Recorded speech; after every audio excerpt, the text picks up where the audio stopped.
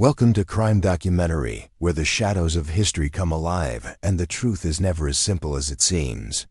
Tonight, we travel back to the summer of 1881, a season that should have been filled with optimism for the young presidency of James Garfield. But instead, it turned into a tale of obsession, betrayal, and cold-blooded murder. This is not just the story of a bullet. It's the story of the dark mind behind it, the political tensions boiling beneath the surface, and the secrets that history tried to bury. Stay with us, because what you're about to hear will change how you see the assassination forever. Asterisk. On the morning of July 2nd, 1881, the air in Washington, D.C. carried the heat of summer, yet there was also a strange weight that seemed to cling to the streets as though something unspoken was pressing down on the city. The Baltimore and Potomac Railroad Station was alive with the sound of footsteps, the clatter of horses outside, the murmurs of travelers preparing for their journeys, and the occasional whistle of a departing train. Inside the Grand Hall, light streamed in through tall windows, casting long shadows across the marble floor. It was a day that began like any other, but for President James Abram Garfield, it would be the last time he would walk freely among the people without the shadow of death closing in around him. Garfield was a man of determination and quiet strength. He had risen from a life of poverty in rural Ohio to the highest office in the land, and even those who disagreed with his politics could not deny his resilience. That morning he had entered the station in good spirits, accompanied by Secretary of State James G. Blaine. The president planned to travel to Williams College in Massachusetts to deliver a speech, but he also looked forward to spending some time with his wife Lucretia, who had been unwell and was resting in New Jersey. His presence at the station seemed almost casual. He was not surrounded by armed guards, nor hidden behind layers of security. Role of the presidency in that era did not yet carry the kind of protective barrier we associate with leaders today. Among the bustling crowd, a man stood watching Garfield with an unsettling focus. His name was Charles Julius Guiteau, a man whose life had been shaped by failure delusion and a burning obsession with political recognition. He had convinced himself that he was destined to serve in the new administration, and when his repeated demands for a diplomatic post were ignored, something inside him hardened into a belief that divine providence required him to remove the president. Guiteau was not the picture of a shadowy assassin lurking in darkness. He was short and slightly awkward, with an unkempt beard and a gaze that shifted between feverish excitement and cold calculation. Yet in his mind, this day was not an act of murder, but a mission ordained by God. Station smelled faintly of coal smoke and polished wood. The air was thick with heat as travelers fanned themselves. While waiting for their trains, Garfield and Blaine walked together, speaking in low tones, unaware that only a short distance away, Guiteau was positioning himself for the attack. He had followed the president for weeks, studying his movements and learning his patterns. He knew Garfield often moved through public spaces without much security, and this was the opportunity he had been waiting for. As Garfield stepped into the main waiting room, the sound of footsteps echoed on the stone floor. There were murmurs as people recognized the tall figure of the president. Some tipped their hats, while others simply paused to watch him pass. Guiteau's heartbeat pounded in his ears, yet his movements were steady. He reached into his coat and gripped the revolver he had purchased just weeks earlier, a gleaming British bulldog pistol with an ivory handle. He had chosen it not only for its stopping power, but because he believed the ivory grip would look impressive in a museum display. After his so-called heroic deed, in that moment the chaos of the station seemed to narrow into a tunnel between Guiteau and Garfield. Every detail sharpened in Guiteau's mind. The way Garfield's coat swayed as he walked, the way Blaine leaned slightly toward him as they spoke, the way the light caught the shine of the marble floor. Guiteau stepped forward slowly, as though approaching the altar of some grim ceremony. The noise of the station dulled in his perception, replaced by the sound of his own breath. Garfield stopped for a brief moment to greet a well-wisher. His smile was genuine, his manner relaxed. For a man carrying the weight of the presidency, he seemed remarkably at ease. Perhaps he felt safe in this open public space. Perhaps he trusted too much in the civility of the world around him. Guiteau took this pause as the signal he had been waiting for. He drew the pistol in one swift motion and aimed at the president's back. The first shot rang out sharp and violent in the enclosed space. Garfield jerked forward, his expression shifting from surprise to pain. Blaine turned in shock as the president began to collapse, but before anyone could react, the second shot fired, sending another echo ricocheting through the marble walls. The crowd erupted into panic. Women screamed. Men shouted. Someone yelled for the police. The scent of gunpowder mixed with the stifling heat, and the noise was deafening. Garfield crumpled to the floor, clutching his side. His hat rolled across the floor as people rushed toward him and away from him in equal measure. Guiteau, for a brief second, looked almost serene, as though convinced that he had fulfilled a holy duty. Then he attempted to flee, but was quickly seized by an angry group of bystanders who wrestled the gun from his hand and dragged him toward the police officers. Rushing into the station, Garfield lay on the ground, his breathing labored, his face pale with shock. Blaine knelt beside him, calling his name. The president tried to speak, but his voice was weak. Doctors were summoned, but medical care in that era was rudimentary and chaotic within such a public scene. His wound bled heavily, staining the marble floor beneath him. He looked up toward the high ceiling of the station as if searching for some point of focus amid the chaos. Guiteau, meanwhile, was shouting at the crowd, telling them that he had acted for the good of the country. He proclaimed that the president's death would unite the Republican Party and save the nation from political ruin. His words were met with outrage and disgust. People in the crowd shouted for his immediate execution. Others spat at him as the officers dragged him away. Yet even in the face of hatred, Guiteau seemed almost pleased with himself, as if expecting that history would remember him as a man of purpose rather than a murderer. Outside the station, the city was already beginning to buzz with the news. A messenger on horseback rode at full speed toward the White House. Telegraph operators prepared to send the shocking report across the country. The shooting of a president was a rare and almost unimaginable event, and within hours the nation would be gripped by fear, uncertainty, and a thirst for answers. Inside the station, Garfield was lifted carefully onto a stretcher.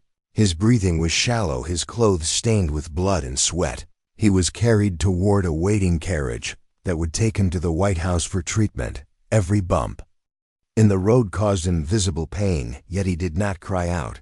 His eyes remained open, fixed on some distant thought, as if already grappling with the enormity of what had just happened. For Guiteau, the journey from the station to the jail was filled with shouts and threats from angry citizens lining the streets. He seemed to relish the attention, often repeating that he was a patriot, not a criminal. The officers escorting him looked grim, aware that if they faltered for even a moment, the mob might overwhelm them and deliver their own form of justice. As the sun climbed higher over Washington, the events of that morning began to take on the shape of a tragedy that would not only end a presidency but also expose the fragile nature of security, political loyalty, and the dangerous delusions of one man. With each passing minute, the weight of the act settled heavier upon the city, its government, and the hearts of the American people, who had awoken to an ordinary day only to find themselves witnesses to history's unfolding darkness.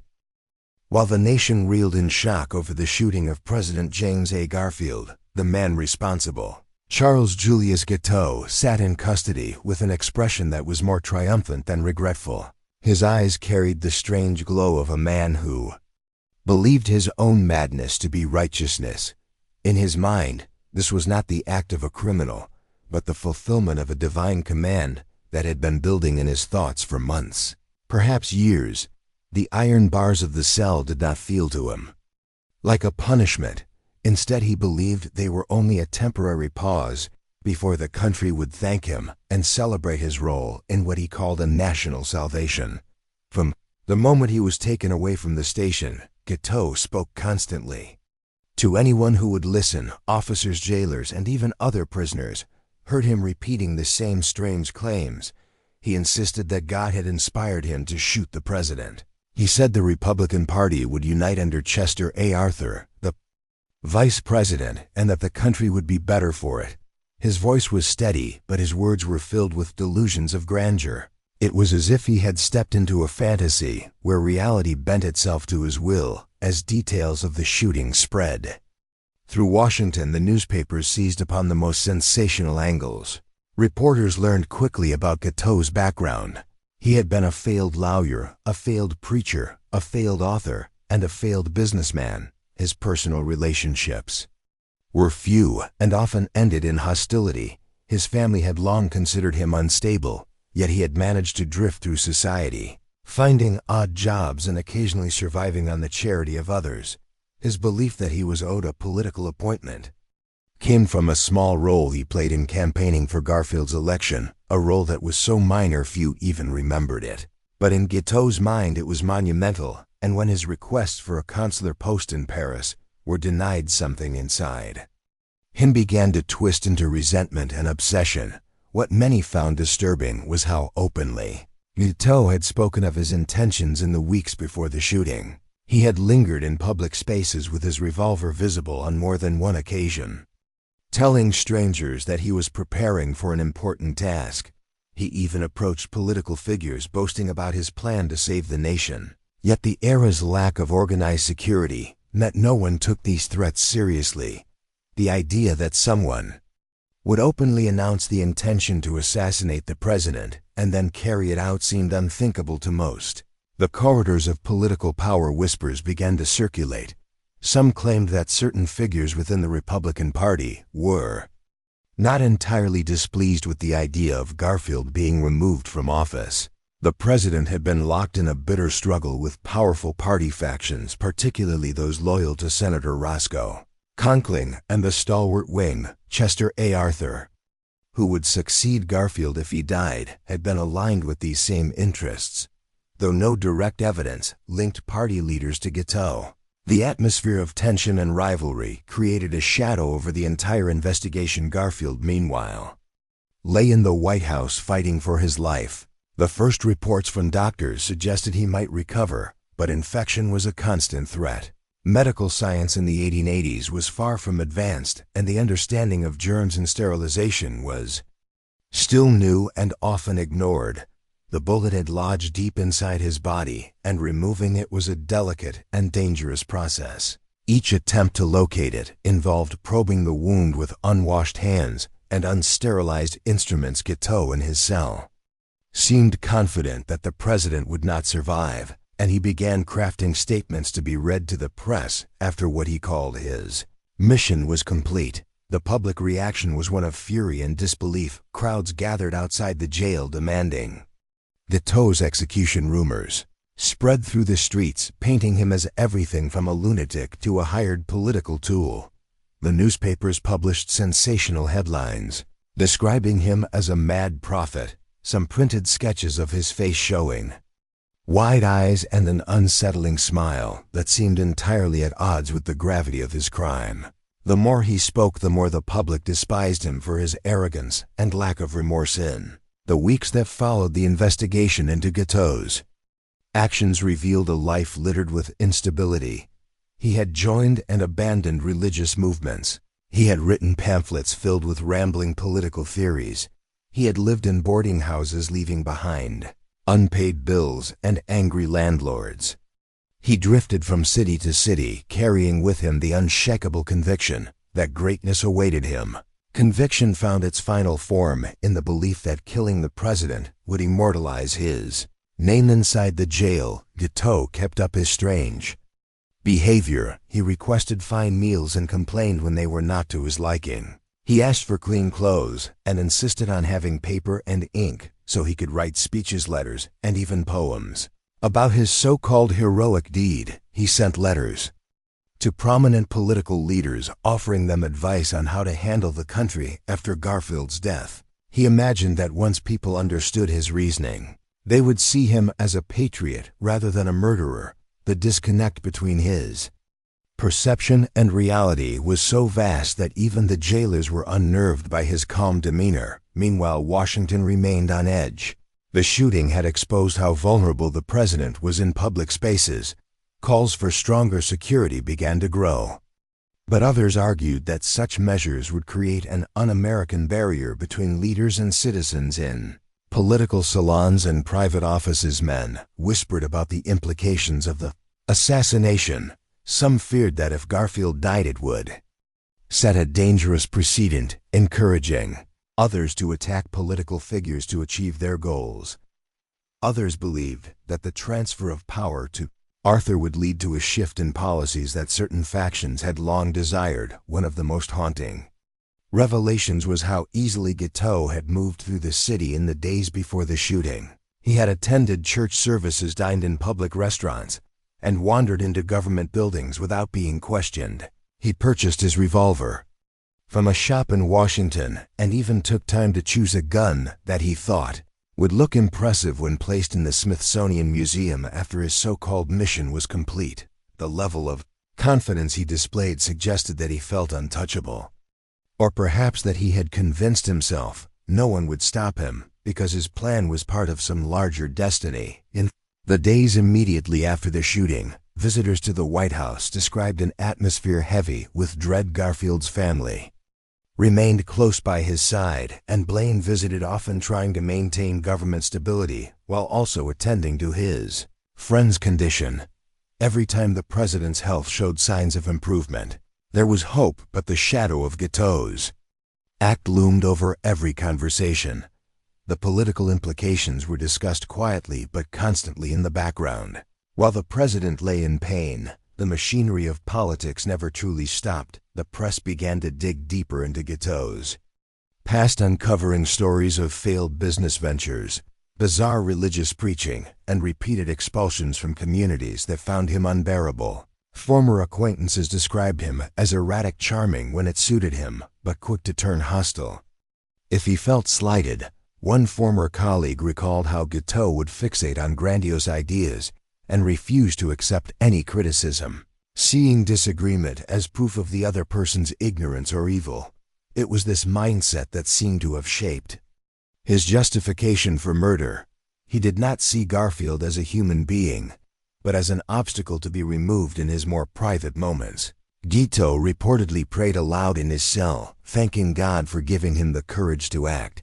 He imagined himself standing before cheering crowds after his acquittal, telling the story of how he had saved the nation. His delusions were so deep that he did not seem to comprehend the enormity of public outrage outside the prison walls. When he was informed that the crowds were calling for his execution, he dismissed it as the reaction of people who did not yet understand the truth. As the weeks wore on, the tension in Washington grew heavier. Garfield's condition fluctuated, and each time his health faltered, Guiteau's confidence seemed to grow. He told guards that if the president died, the country would enter a golden age under Arthur's leadership, and that he deserved a position in the new government.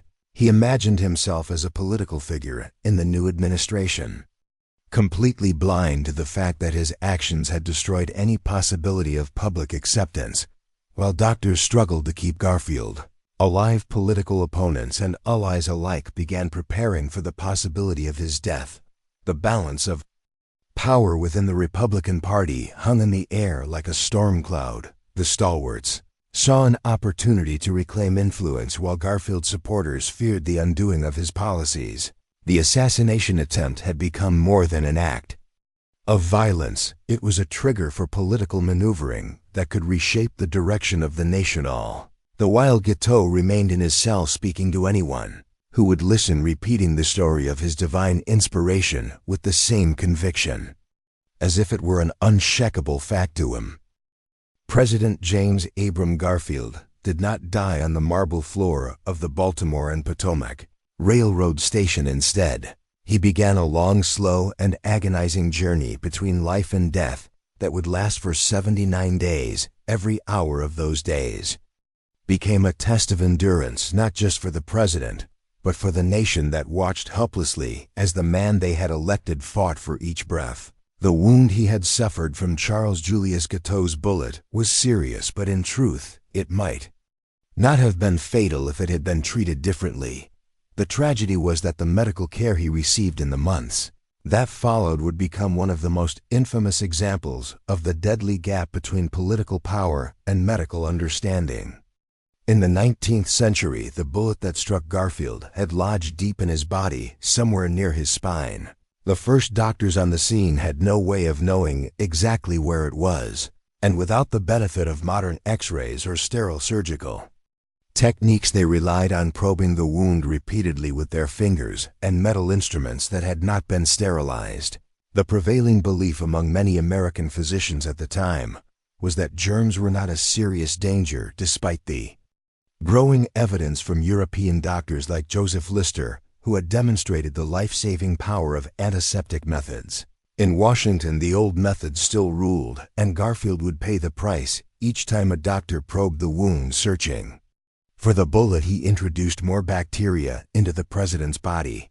Within days, infection had begun to set in. Garfield developed a fever, and his once strong frame began to weaken. His appetite disappeared, and he relied on broth and small amounts of liquid for sustenance. Yet despite the pain and the growing signs of infection, he remained mentally alert, often speaking with visitors and trying to maintain his role as leader of the nation, even from his sickbed. The White House became not just a residence, but a hospital and a political headquarters, all under one roof. The scene inside the sick room was one of constant activity. The president's bed was surrounded by doctors, nurses, aides, and political advisors moving in and out at all hours. Curtains were drawn to shield him from the bright summer sun, but the air inside remained heavy and stifling. Washington in July and August was oppressive with heat, and without modern cooling systems, the sickroom became an oven. Despite this, Garfield tried to maintain a calm and dignified demeanor, speaking softly to his wife, Lucretia, and reassuring his children whenever they were allowed to visit outside the White House gates. Crowds gathered daily, waiting for news of his condition. Every update from the doctors was carried by telegraph across the country and printed in newspapers the next morning. For many Americans, Garfield's suffering became a shared national experience. People prayed in churches, lit candles in their homes, and sent letters and gifts to the White House, hoping to offer comfort. The outpouring of sympathy was immense, yet it could not change the grim reality that the president's condition was steadily deteriorating. Guiteau in his cell was following these updates with obsessive interest. He would sometimes ask the jailers how Garfield was doing, and when told of any setback, he would nod as if his predictions were being confirmed. He boasted to anyone who would listen that the president would die not because of the bullet, but because of incompetent doctors. His most infamous statement during this period was, "I shot the president, but the doctors will kill him." He seemed almost proud of this grim observation, as if it proved his intelligence and insight rather than his guilt.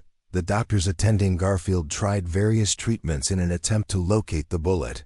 They used metal probes hoping to feel its shape, and later even brought in Alexander Graham Bell, who had recently invented the telephone. Bell had developed a metal detecting device and hoped to use it to find the bullet within the president's body. The experiment drew intense public attention, but ultimately failed, partly because the device was confused by the presence of metal bed springs beneath Garfield, and partly because the doctors limited Bell to searching only the side of the body where they believed the bullet had lodged. This refusal to search the other side would prove to be a fatal mistake. As the weeks passed, Garfield's body began to waste away. He lost over 80 pounds and was often too weak to speak above a whisper. The infection spread through his system, causing abscesses and intense pain. His doctors drained pus from his body regularly, a procedure that brought temporary relief but could not halt the underlying illness. Still, there were moments of hope, occasional days when his temperature dropped slightly, or when he was able to sit up and take nourishment. These moments gave the nation hope, but they were always followed by a cruel decline. The political world was caught in a strange limbo. Vice President Chester A. Arthur remained in New York, hesitant to appear, as if he were waiting for Garfield to die, yet aware that at any moment he might be called to assume the presidency. Members of the cabinet divided their time between their official duties and visits to the sick room. The machinery of government slowed as uncertainty hung over every decision. Foreign leaders sent messages of support, and entire communities held vigils praying for Garfield's recovery. The White House became the center of national attention, not for political action, but for the slow, relentless fight against death. Throughout it all, the question lingered whether Guiteau had acted entirely on his own, or whether he had been encouraged by the political climate and factions that despised Garfield. The assassin insisted that he was no one's tool, but his act had undeniably served the interests of certain groups within the Republican Party.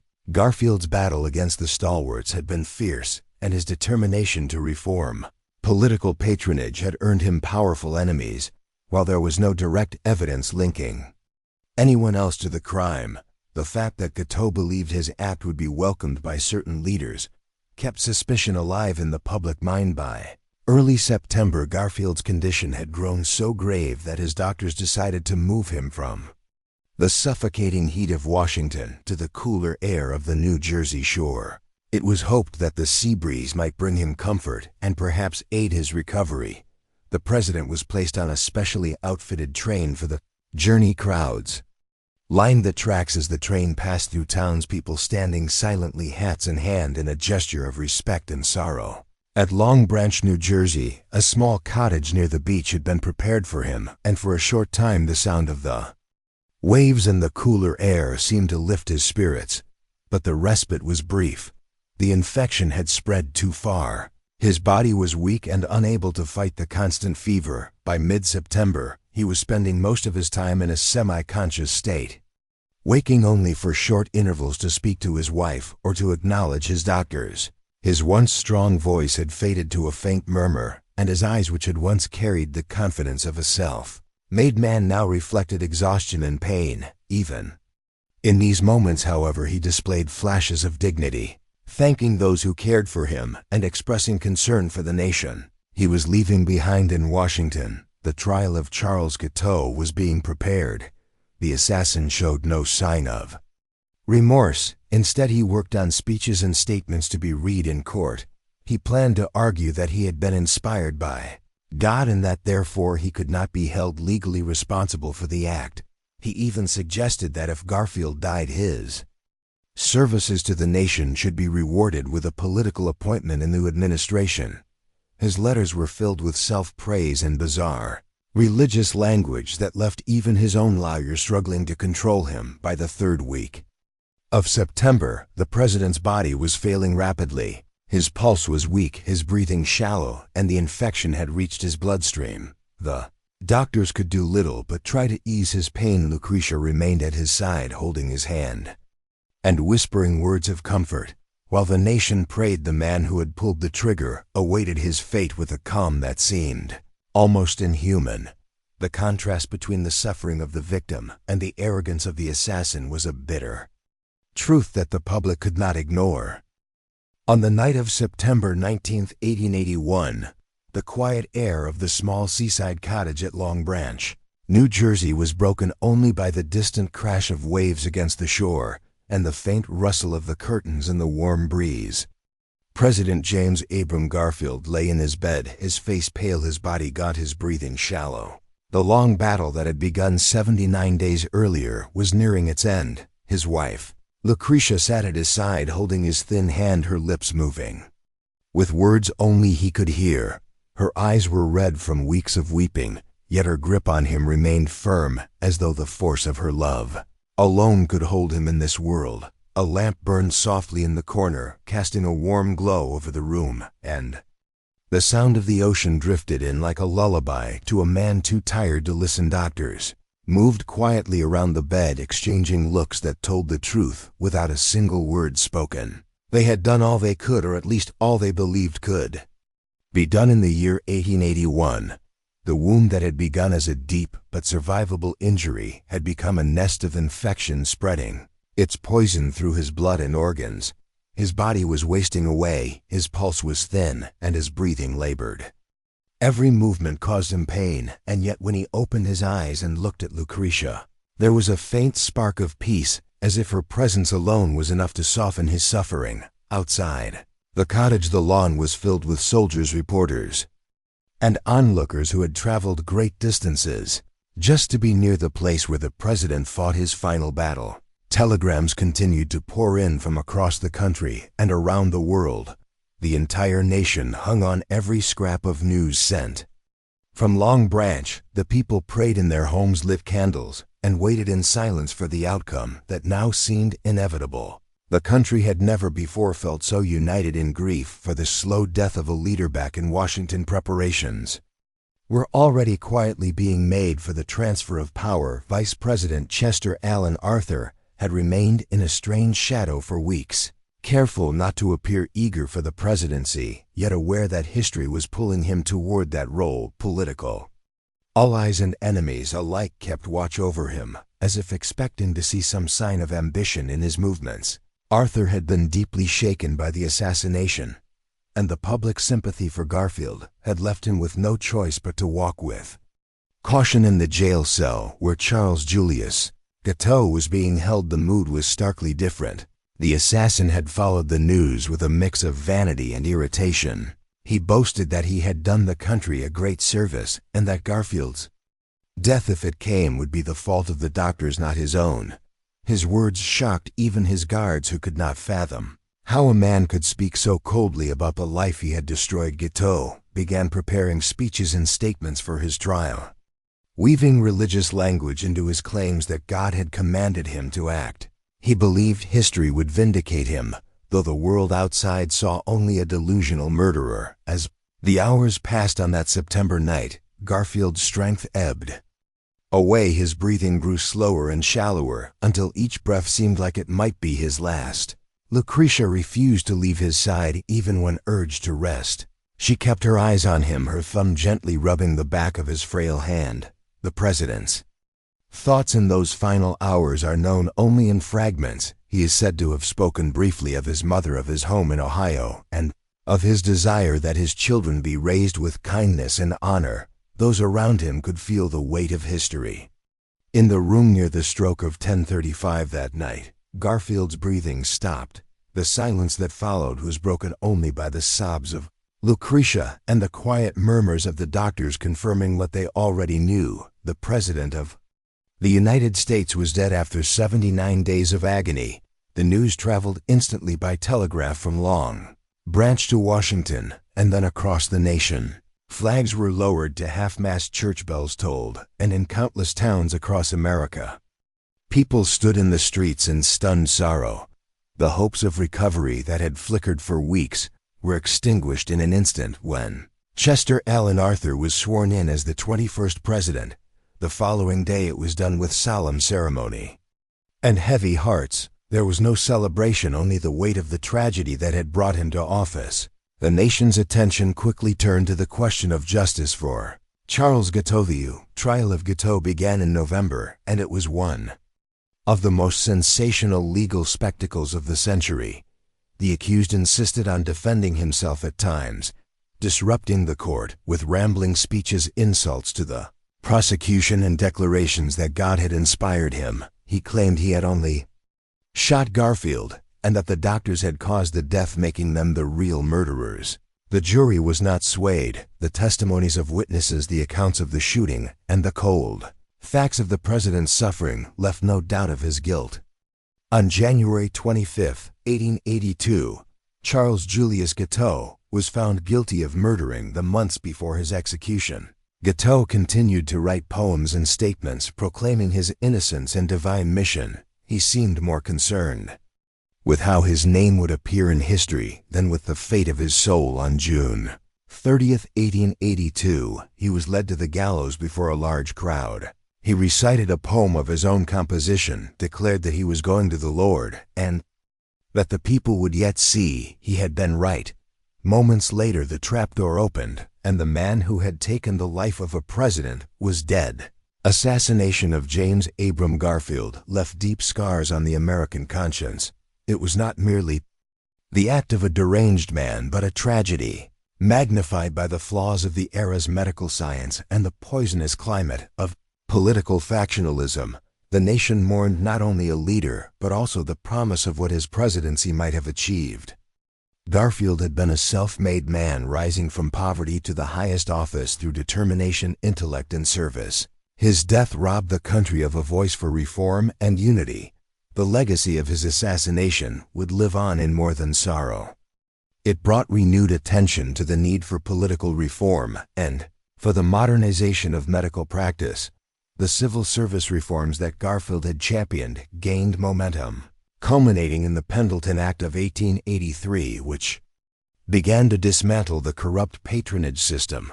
His death also pushed the medical community in the United States toward the adoption of antiseptic procedures already embraced in Europe.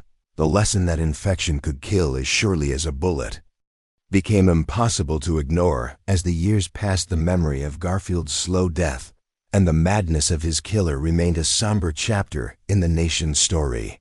The image of the tall, bearded man lying in a seaside cottage, surrounded by the love of his wife and the anxious care of his doctors, became a symbol of both the fragility and resilience of the Republic.